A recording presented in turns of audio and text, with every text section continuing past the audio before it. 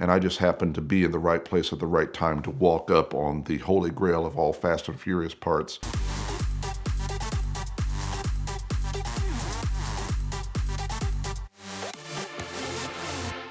Lately, there's been a lot of Fast and Furious videos and talk, and for some reason, I'm one of those people that holds up a sign that says it is time to stop making Fast and the Furious movies. I appreciated it when it came out and the first couple of them. Growing up in the 70s and the 80s, where cars were stars of the cars and everything had their own thing, and everybody had a cool car and a cool motorcycle, and even Top Gun had cool planes, and then you graduate to this weird kind of fantasy world of street racing, and I'm like, this doesn't exist. I was, of course, chasing some star cars around in California to purchase, and I ended up at Cinema Vehicle Services, and of course, their name says it all. They do everything. If you need a cop car to blow up, if you need everything, they do it. I became friends with one of the other cinema vehicle providers, and he goes by Movie Mike, and Movie Mike owned another picture car rental, and there was Bob Hartwick and all these other people, but they all do the same thing. They're all the rentals for every kind of vehicle, from a taxi cab to you name it, they'll provide it for you. Period, dated.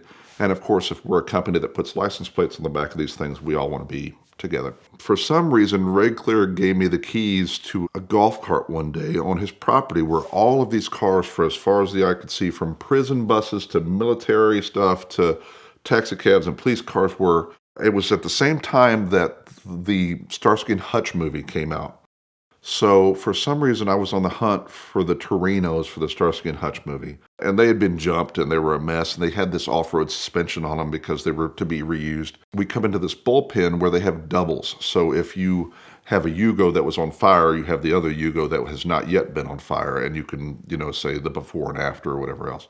Along comes all of the cars from the very first Fast and the Furious movie. Like, this is the angels sing in the sky parts. And, here is the 70 Dodge Charger that flips and rolls, and then the Super goes underneath it. The Eclipse that was shot up and then blew up, and all of the bullet holes, and all of the process vehicles that are cut in half where they're filming all the things, and the Charger that's cut and everything. And I'm like going, man, not a huge fan of this, but I have just walked into the holy grail of Fast and Furious cars. Someone wants these things. As we start walking around, we realize how they built them and how the things were, and the shoot-up car was actually a sunroof car, and it blows out and all this stuff, and I'm like, oh man, this stuff is so cool. Of all things, I'm sitting there looking at Fast and Furious cars, and I'm definitely not there to do that. But then we round another corner, so this isn't like a bullpen, a little area, a fenced-in area, and they had the Starsky and Hutch cars. They had the cars from everything. But we round the corner, and there's all the body kits for all of the other cars. So the Supra with the graphic on the side, and all the Hondas and the pink cars, and the pink cars were another, but they were there too because they were on to film the other shows, and body kits for as far as the eye could see, removed from Fast and Furious cars, and then these vehicles were recycled into other shows and things. And at that point, I am like going, we have hit the mother load. My care factor was really small, but it was someone wanted this stuff. Ray didn't care too much about it. They've made their money, and Universal owned lots of the rights to it, and it was fine. But we have a lot of this taking up space on their property in which they can put more vehicles on. So I made a deal to purchase Dom's Charger that flips at the final scene of the very first movie. I was going to buy the shoot 'em up Fast and Furious green Eclipse. I didn't really care about the process vehicles, but if the money was right, we would have taken them. And I was going to buy all the body kits. I live, just right around the corner, 3,000 miles away, so I was going to get a U-Haul truck or whatever and just take all this stuff with me. And I was there with a couple other friends. If you ever find yourself doing things by yourself, it's probably the best thing to be doing, just because someone is going to screw up your deal. And that's what happened to me. They were filming a new Herbie the Love Bug movie, of all things, and they were scouting or looking for beetles, which I didn't find to be a hard thing to find, but this particular fully loaded or whatever beetle movie And actually, if you watch that movie in the junkyard, and I have never seen the movie, but I've seen the clip. In the junkyard, the same 70 Fast and Furious flipped Charger is in the junkyard where she finds the Beetle or something. It all went hand in hand, and I took a friend with me, and there's another Herbie the Love Bug movie there's an evil Herbie, and his name is Horace. And I had no idea that there was like the Darth Vader of Herbies, but he wanted this Horace Beetle, and Cinema Vehicle Services had it, and they were going to make a deal where he traded his Herbie and got this, and it completely destroyed my Fast and Furious deal and all this stuff. So since he undercut me to get the Horace Herbie the Love Bug, then all of the Fast and Furious cars and parts were no longer for sale, and they actually went on to auction, and everything could have been bought for $5,000. They were ready to give the stuff away. So by me offering them $5,000 in cash, this is fuel for the week in their semi-truck. When you're in the business, things don't have as much value as they do as a fan. And a simple negotiation for $5,000 was me offering them much more than they could give a dang about. They didn't care. And all I had to do is rent a U-Haul truck, and by the time I was back, that deal was destroyed. They physically don't own most of the vehicles. They are writing the check. And so if Celebrity Machines and VINwiki owns a studio car business, then they would call us and say, I need a bus and I need 4 police cars and whatever else, and we would provide them to them. But on another show, you may see our same bus and our other 4 police cars if we didn't blow them up on first show and put them on another thing.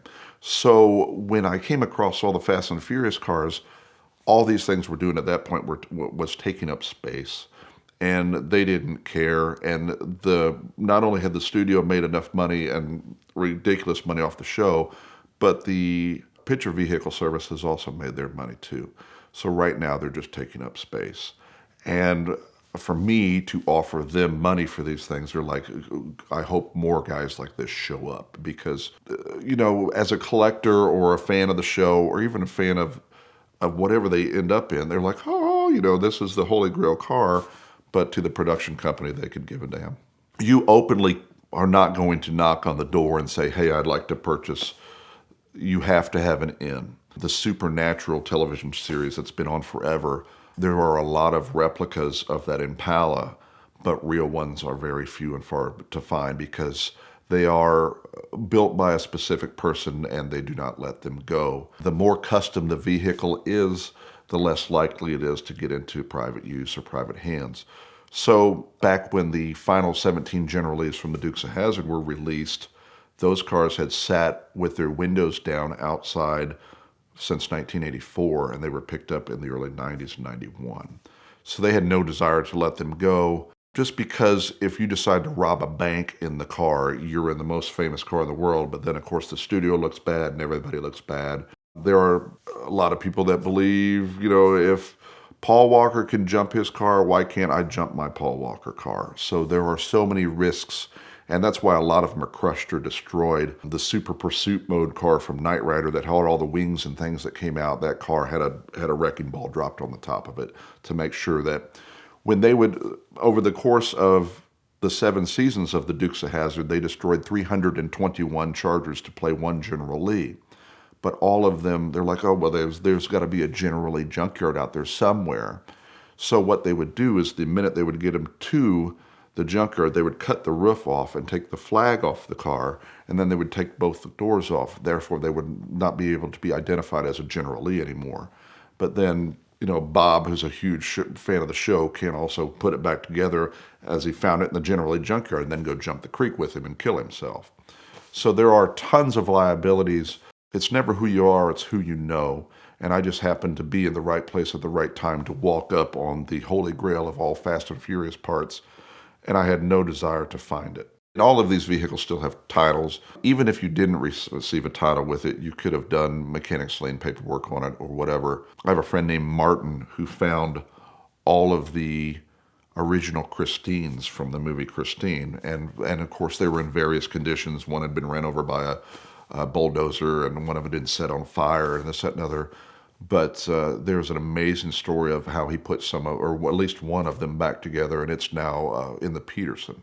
Star cars obviously have a mind of their own, and they literally, I mean, some of them show up on TV and driving themselves around. But when they are done, they are just get this thing out of here, and they will either end up in a museum, they will end up somehow in private hands, which is not easy to do, or they will end up in a wrecking yard, and it's usually the wrecking yard.